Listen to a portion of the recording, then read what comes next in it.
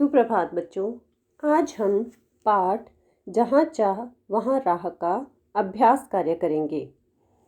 इसके लिए आप अपनी पाठ्य पुस्तक में पेज नंबर 44 निकालिए। इसमें पहला प्रश्न है, जहाँ चाह वहाँ राह। देखिए, इसमें सबसे पहला प्रश्न है, इला या इला जैसी कोई लड़की यदि तुम्हारी कक्षा में दाखिला लेती तो तुम्हारे मन में कौन कौन से प्रश्न उठते। तो आप बताइए कि जब आप इला की जैसी लड़की अगर आपकी कक्षा में आए, एडमिशन ले आपकी कक्षा में, तो आपके मन में कौन कौन से प्रश्न उठेंगे। आप सोचोगे ना कि यह खाना कैसे खाती होगी, यह लिखने का कार्य कैसे करेगी, या यह हमारे साथ किस प्रकार खेलेगी। इस तरह के प्रश्न आपके दिमाग में आएंगे ना। तो हम कह सकते हैं कि इला जैसी लड़की अगर हमारी कक्षा में दाखिला लेती तो हमारे मन में ये प्रश्न उठते कि यह खाना कैसे खाती होगी, यह लिखने का कार्य कैसे करती है, यह खेलती कैसे है, हमारे साथ जो जैसे बास्केटबॉल खेलने जैसा खेल है तो वो यह कैसे खेलेगी। ठीक है।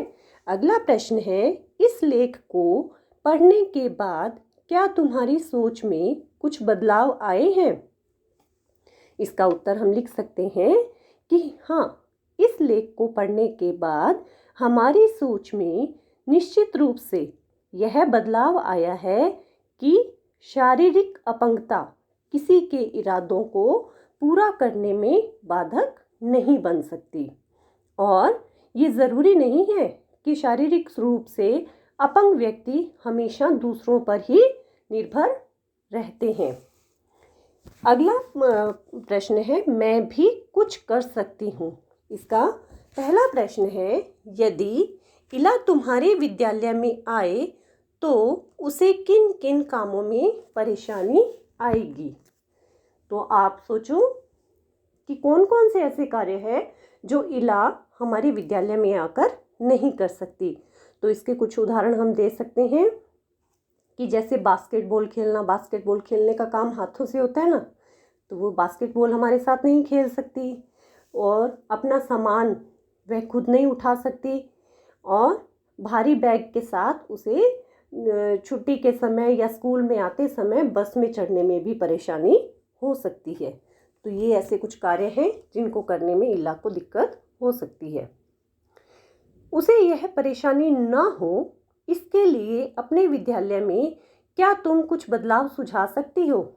हाँ, हम ये कह सकते हैं कि इला को ये परेशानियां ना हो इसके लिए हम जैसे पैरों से खेलने वाला गेम जैसे बास्केटबॉल ना खेल के इला क्या खेले, बास्केटबॉल की जगह फुटबॉल खेले, क्योंकि फुटबॉल तो पैरों से खेली जाती है।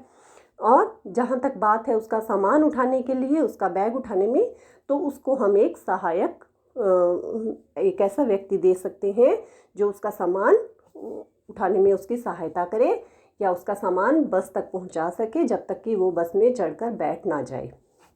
तो इस तरह से हम इला की सहायता कर सकते हैं। अगला है, प्यारी इला।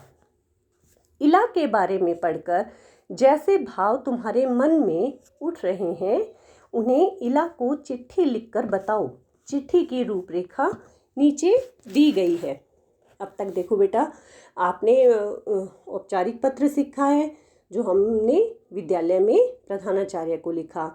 ठीक है। इसके बाद अनौपचारिक पत्र होता है। एक अनौपचारिक पत्र होता है। अनौपचारिक पत्र हम किसे लिखते हैं, अपने दोस्तों को या अपने रिश्तेदारों को। तो अनौपचारिक पत्र लिखते समय हम क्या करते हैं, जैसे कि आपको यहाँ दिखाई दे रहा होगा कि शुरू में 3 पंक्तियाँ बनी हुई हैं।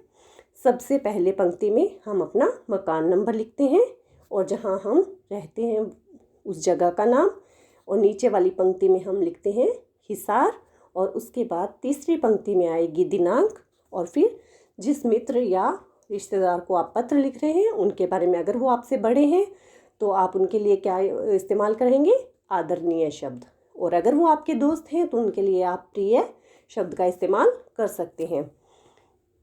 तो यहाँ पर इला के लिए लिखा हुआ है प्रिय इला, और बीच में जो ये पंक्तियाँ दी हुई है ये आपको अपने मन की भावनाएं इसमें लिखनी है कि आप इला को क्या क्या बताना चाहते हो। और सबसे आखिर में तुम्हारा या तुम्हारी, अगर लड़के हैं तो लिखेंगे तुम्हारा मित्र और आप अपना, उसके नीचे अपना नाम, और अगर लड़की है तो वो लिखेगी तुम्हारी सखी और उसके नीचे अपना नाम। तो इस प्रकार अनौपचारिक पत्र लिखा जाता है। आगे है प्रश्न सवाल हमारे जवाब तुम्हारे। इसका पहला प्रश्न है, इला को लेकर स्कूल वाले चिंतित क्यों थे? क्या उनका चिंता करना सही था या नहीं? अपने उत्तर का कारण लिखो। तो देखिए बेटा, इसमें एक ही प्रश्न में 3 प्रश्न पूछे हुए हैं और आपको क्रमानुसार तीनों के उत्तर देने हैं।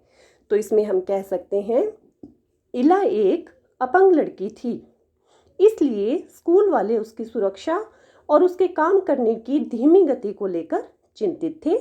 उनका चिंता करना सही भी था, क्योंकि ऐसे बच्चे अपनी सुरक्षा खुद नहीं कर पाते हैं, अपने आप को स्वयं नहीं संभाल पाते हैं और परीक्षा में जल्दी लिखने में भी उन्हें परेशानी हो सकती है। अगला प्रश्न है, इला की कशीदाकारी में क्या खास बात थी? तो इसमें हम बता सकते हैं कि इला की कशीदाकारी में काठियावाड़ के साथ साथ लखनऊ और बंगाल की भी झलक आती थी। उसने पत्तियों को चिकनकारी से सजाया था, डंडियों को कांथा से उबारा था, पशु पक्षियों की ज्यामितीय आकृतियों को कसूती व जंजीर से उठा रखा था और उसने पारंपरिक डिजाइनों में नवीनता लाने का प्रयास किया था। प्रश्न 3 है, सही के आगे सही का निशान लगाओ। इला 10वीं की परीक्षा पास नहीं कर सकी क्योंकि, अब इसमें देखिए 4 उत्तर दिए हुए हैं, चारों में से जो सही उत्तर है उसके सामने आपको सही का निशान लगाना है। पहला है, परीक्षा के लिए उसने अच्छी तरीके से तैयारी नहीं की थी। ये सही है? नहीं, ये है गलत उत्तर है। वह परीक्षा पास करना नहीं चाहती थी। ये भी गलत। लिखने की गति धीमी होने के कारण वह प्रश्न पत्र पूरे नहीं कर पाती थी।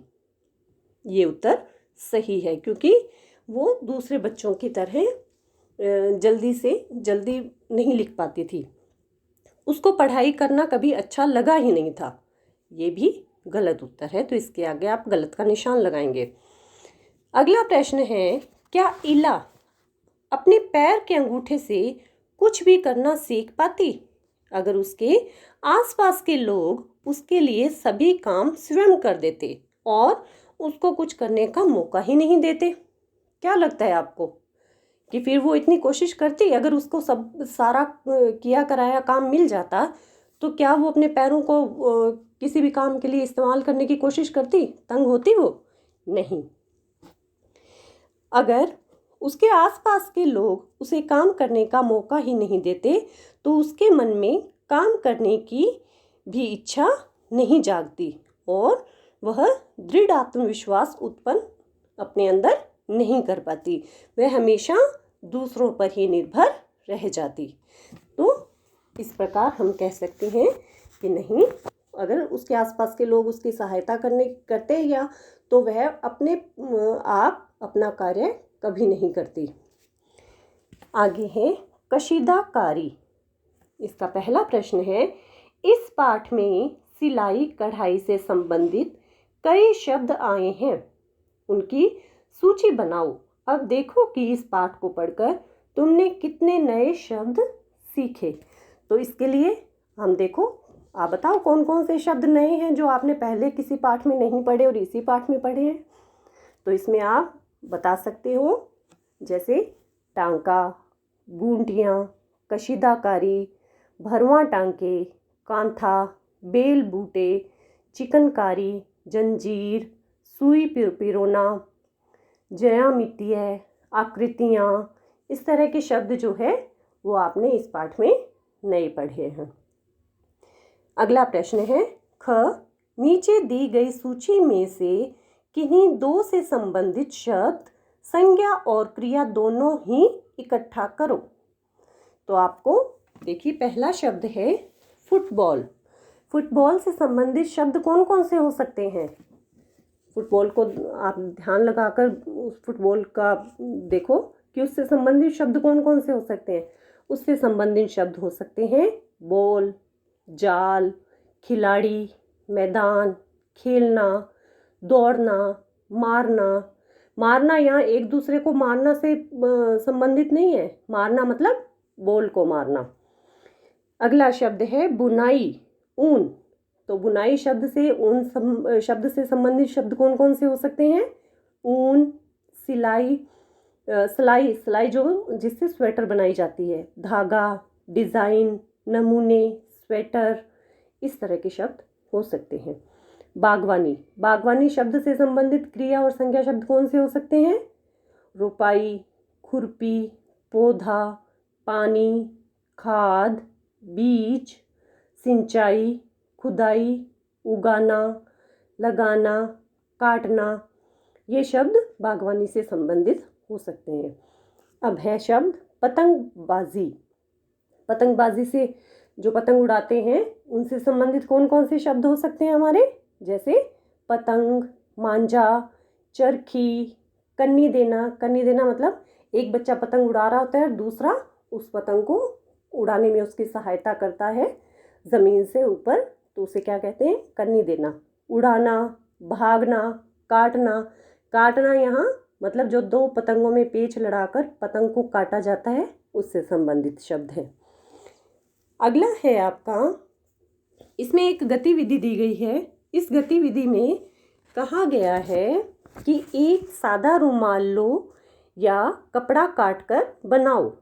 यानी कि कोई बड़े कपड़े का छोटा सा टुकड़ा काट लो, उस पर नीचे दिए गए टांकों में से किसी एक टांके का इस्तेमाल करते हुए बड़ों की मदद से कढ़ाई करो। जैसे यहाँ पर दे रखा है जंजीर, मछली टांका, भरवा टांका, उल्टी बखिया, खुला हुआ जंजीर टांका। तो ये सब कढ़ाइयों के नाम हैं जो आप घर पे करने का प्रयास कर सकते हो। अपने जो भी घर में मम्मी या दादी या नानी जो भी आपके साथ रहते हैं, बड़ी दीदी, उनकी सहायता से आप ये कढ़ाई सीख सकते हो। तो जो सीखना चाहे वो इसको कर सकता है। तो बच्चों, ये था हमारा पाठ जहाँ चाह वहाँ राह का अभ्यास कार्य। धन्यवाद।